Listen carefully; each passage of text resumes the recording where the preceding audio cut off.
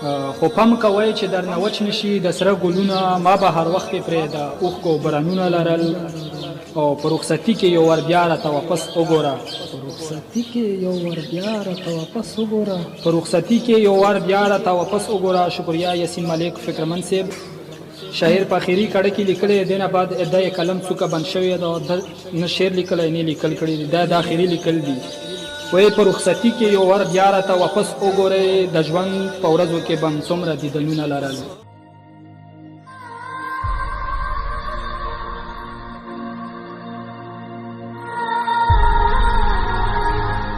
چې مې د زړه نه د زړه سر تللی دی بیا مې زړګی فرهر تللی دی. علاج اوس په ډیره ګرانه کیږي توره تیاره ده سپین سحر تللی دی. او دا ګران وطن د غرونو خوند نشته و چنار ځواني نختر تللی دی. چې مونږه ټولو به پرې فخر کړلو نن هغه ستوری د خیبر تللی دی. او ښه امیدونه یې ساتلی و ډیر افسوس ارمان سوي جګر تللی دی. او د فکرمند د زړه او څنګ ملګری په څه خبره مرور تللی دی. سلامونه نیکې هیلې او احترامات یاسین فکرمند یما د صدا خیبر نه یو ځل بیا ستاسو سره مخاطب یما. دوستانو هیله لرم چې روغ جوړ او خوشحاله به وي. راغلی یو په هغه ورکو لالونو پسې او تاسو ته به یې راپیدوو. راغلی یم د شهید عبدالوارث مخلص ورور له د هغه سره به نن مونږه مرکه ریکارډ کوو نو تاسو ټول ورته غوږ شئ او خوندونه ترې واخلئ. السلام علیکم. وعلیکم السلام ورحمت الله وبرکاته. ډېره مهرباني یاسین فکرمند او ستاسو ټیم له موږ دلته پر راتګ باندې خوش آمدید ویو. الله رب العزت یې وکړلی چې تاسو د پروګرامونه او دغه ورک شوي لالونه راپیدول او دغه شانتې ستاسو د خیبر دپاره د هلې ځلې ډېرې کامیابې او سربلنده شي. زما نوم بختامین شاه افریدی دی. زه پخپله د تیرا مهربان اوسېدونکی یم. دلته په جمرات غونډي کې د خوند او د مزې شپې تېروو الحمدلله. عبدالوارث مخلص د پیله میاشتې په 11 تاریخ باندې په لرې پراته سیمه و د تیرا مهربان کلي کې شهید کړی شوی دی. شهید عبدالوارث مخلص زندگی ډېره دردونو نه ډکه زندگی وه. ډېره یو سایډ له پکې خوندونه وو بل سایډ له پکې دردونه وو. شهید عبدالوارث مخلص څومره تعلیم کړی و؟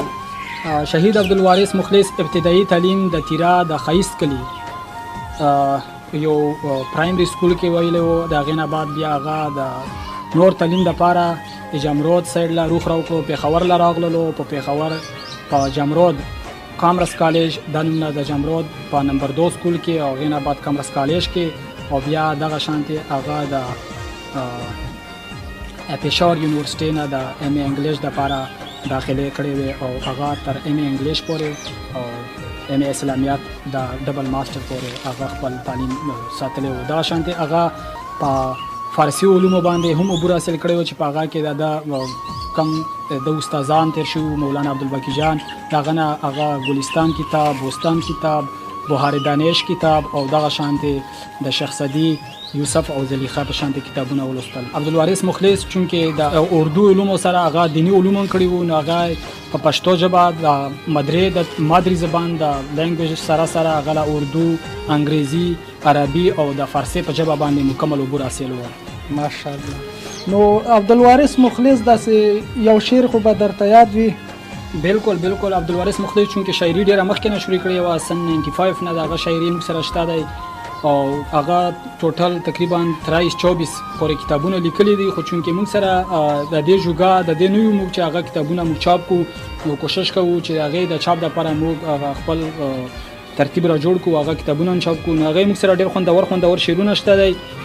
هغه چونکې انقلابي شاعر و په امن او جنگ باندې یو شعر لیکلی دی. هغه وایي ته چې غورځوې رانه قلم د لاس کله به مو شي وطن د غم نه خلاص او ته چې سوځوې راته کتاب کافي نه به صلح راشي نه اخلاص معافي.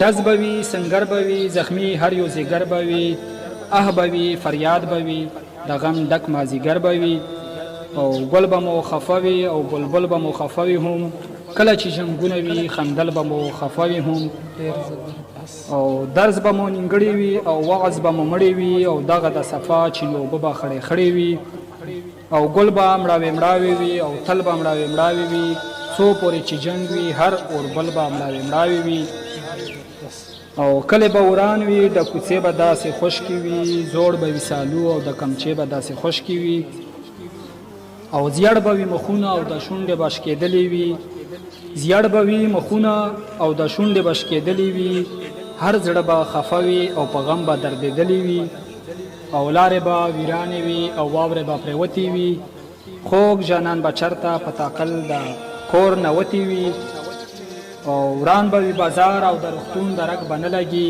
چونکې مهربان کلي کې دی اوسېدو نو مهربان کلي کې د شعر هم لیکلی دی خپل مرګ نه یو میاشت دوی مخکې لیکلی و هغه وایي وران به وي بازار او د روغتون درک به نه لګي نور خلک به ګرځي د پښتون درک به نه لګي نو بیا مخلصه مرګ ښه دی په وخت باندې چې زر راشي څوک کله دی چې کلي او په چم کې څوک بهر راشي نو عبدالواري چونکې ډېر انقلابي شاعر و هغه مختلف د شاعرۍ سره سره هغه افسانې لیکلي دي کهانیانې لیکلي دي خطوط یې لیکلي دي او دغه شانتې هغه جهاد فی سبیل الله په نوم باندې یو غټه سټوري لیکلې ده چې هغه نه نیمګړې کې پاتې شوې ده 15 شپه باندې هغه شهید شوی و چې دنه یو ورځ مخکې هغه چې کومه کهانی شروع کړې و کله کله هغه د شعرونو تضمین به کولو د ملګرو سره نو هغه یو شعر بل لیکلی دی د پښتنو ماشومانو ته هغه ولې زه ډالې کوم د پښتونخوا به څنګه ښه د باد شي چې د ژوندون په هره لاره یې ازغي پراته دي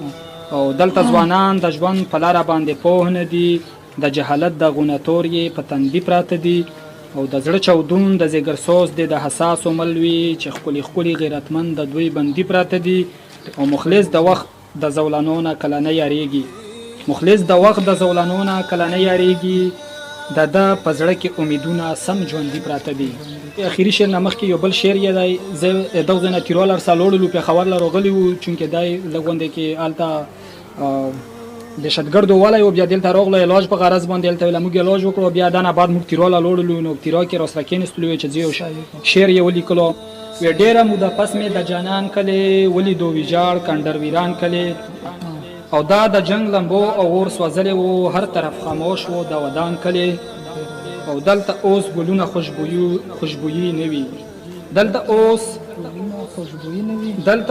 ګلونه خوشبويي نه وي سوې دی بلبل دی د ارمان کلې او تور لوګو وهلې دی د زړه په سر تور لوګو وهلې وو د زړه په سر نشولو وینځلې کوم باران کلې او دلته د اختر خوند او مزه نشته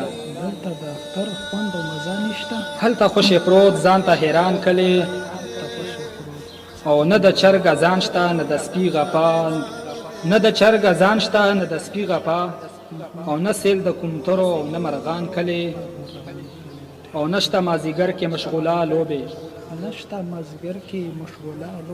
نشته مازیګر کې مشغوله لوبې او څه خالی خالی د مهربان کلې او لاس په دعا پورته کړی مخلص سم رب دې کړي ښایسته پخه ایمان کلې نو دغه شانتې مولا هغه شعر سره ډېر دردېدلی منظر را یاد شولو چې دغه شعر ولیکلو شکریه کوم یا اخیری شعر دی اوس یې ته موږ ته هغه پېښ که اورېدونکي وي هم وروي چې اخري لیک شاعر کم یو وي چې کم شاعر دنیا نه ځي د هغه خامخا اخري لیک پاتې کېږي نو اوس یې ته موږ ته هغه اخري لیک ووایه چې هغه کم یو ارمان پرېښی په ځای کې شکریه ډېره مهرباني دا په 2 بجې او په 15 منټه باندې یې د ماسپښین لیکلی دی په 11 تاریخ په پیله میاشت 2014 کې څو ګنټې مخکې دا خپل مرګ نه چونکې دلته لیکلي چې موږ ما روانګیدو او د یو خپل الفاظ نور ادا کړي چې مطلب زه روان یم لیکن باقي کون آیا هي دا تاسو خپل کتلی شو د لیکلي دي چې مطلب موږ واپسې راتګم امپاسبل دی نو دا هغه شعر لیکلی دی خپل مرګ نه یو څو ګنټې مخکې د شپې بیا ولګېدلو شهید کړلی شو نو د لیکلي چې زما د قبر په سینه باندې ګلونه ښخ کړئ زما د قبر په سینه باندې ګلونه ښخ کړئ خلکو ته ووایئ چې دا په زړه داغونه لرل او خلکو ته ووایئ چې دا د لیوني په شان و خلکو ته ووایي چې دا د لیوني په شان و، بیا ورته ووایي چې د ښکلي خیالونه لرل، او بیا مې کیسه ورته د ژوند د کړکېچونو وکړئ. بیا مې کیسه ورته د ژوند د کړکېچونو وکړې، د ژوند منزل ته به مې اوږد منزلونه لرل، او دا ورته وښیي چې سر به یې هر وخت ببر و. دا ورته ووایي چې سر به یې هر وخت ببر و. دا ورته وښیي چې سر به یې هر وخت ببر و، د خیال په زلفو کې به یې هر وخت ټالونه لرل. خو پم کوئ چې در نه وچ نشي د سره ګلونه. پام کوي چې در نه وچ نشي د سره ګلونه. خو پم کوئ چې در نه وچ نشي د سره ګلونه، ما به هر وخت پرې د اوښکو برانونه لرل. خو پم کوئ چې در نه وچ نشي د سره ګلونه، ما به هر وخت پرې د اوښکو برانونه لرل. او په رخصتي کې یو ور بیا راته واپس وګوره. په رخصتي کې یو ور بیا راته واپس وګوره. په رخصتي کې یو ور بیا راته واپس وګوره. شکریہ یاسین ملک فکرمن صاحب. شاعر په اخري کړه کې لیکلی، دینه بعد ادعای قلم څوکه بند شوی ده، نه شعر لیکلی نه لیکل کړي دي، دا د اخري لیکل دي. وایي په رخصتي کې یو ور بیا راته واپس وګورئ، د ژوند په ورځو کې به څومره دیدنونه لرل. ډېره مهرباني یاسین فکرمن صاحب، شکریہ. ډېر زبردست. دا و د شهید عبدالوارث مخلص ورور چې تاسو ته مختصر شانې شعرونه واورېدل، د هغه ژوند مختصر کیسه هم واورېدله چې په هغه باندې څومره تکلیفونه تیر دي، هغه څومره لیک کړی دی او هغه څومره سختې برداشت کړي په ژوند کې. نو اورېدونکو او شهید عبدالوارث زما په خپله تره دی، د هغه نه ما په خپله شعرونه اورېدلي دي او هغه د هغه خولیا ما د مغو کې هم ناسته. نو ډېره مننه جی تاسو. ډېره مهرباني یاسین فکرمن، یو ځلې بیا او الله رب العزت تاسو د پروګرامونه او تاسو د نیکې هیلې د قوم دپاره ډېرې ګټورې ثابتې کړي. شکریہ، مهرباني. دا وه نن ورځې خپرونه، روانه خپرونه پرې موږ سره اوسېږو. په لوی الله مو سپارم، د خدای په امان.